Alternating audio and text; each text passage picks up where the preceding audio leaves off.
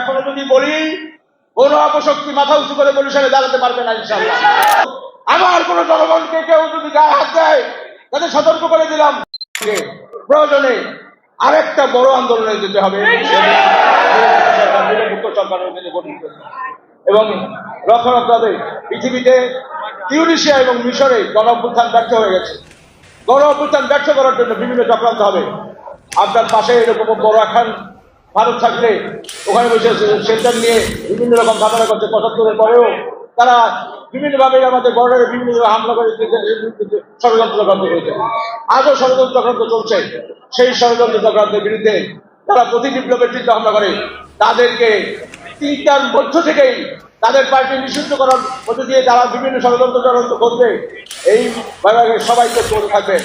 আমি যখন শুনি বিভিন্ন এলাকায় বিভিন্ন ওয়ার্ডে আওয়ামী লীগের লোকজন বিএনপির লোকজনকে মারছে, জুলুম করছে, তাদের বিরুদ্ধে মামলা হচ্ছে, আমি সবাইকে সতর্ক করে দিলাম, এই বিএনপিকে রক্ষার জন্য আমার ম্যাডামের অ্যাডভাইজার হলেও বরিশালে আমি বারবার নির্বাচিত, আমার কোন জনগণকে কেউ যদি গায়ে হাত দেয় তাদের সতর্ক করে দিলাম, এরপর তাকে কিন্তু মাঠে ছাড়া হবে।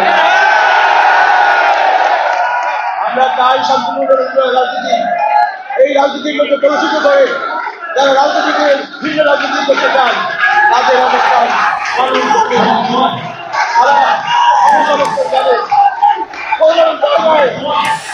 দাবি রইল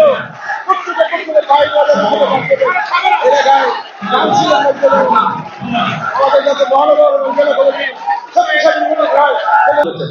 আপনি বলবো আমি কিন্তু অনেক বুঝি, আমাকে দায়িত্ব দিলে অনেক কাজ আমি করতে পারি, অনেক কাজ অনেকে চিনি।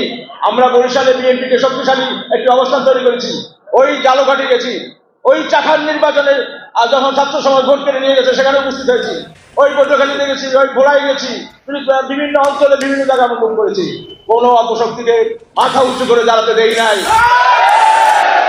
আর আমরা এখনো যদি বলি কোন অপশক্তি মাথা উঁচু করে বরিশালে দাঁড়াতে পারবে না ইনশাআল্লাহ। আমরা মনে করবো খালেদা জিয়া যে উন্নয়ন করেছেন সেই উন্নয়নের অংশীদার আপনি হয়েছেন। সেই উন্নয়নের সাথে আমাদের আরো উন্নয়ন প্রয়োজন, বরিশালবাসীর জন্য আরো উন্নয়ন, যে উন্নয়নগুলো হয় নাই আমরা খালেদা জিয়ার মাধ্যমে আগামী দিনে সেই উন্নয়নগুলো করবো। উন্নয়ন আগামী দিনে তারেক রহমান আমাদের দেশকে চাইলেন, তার নেতৃত্ব বরিশালের উন্নয়ন সাধিত হবে।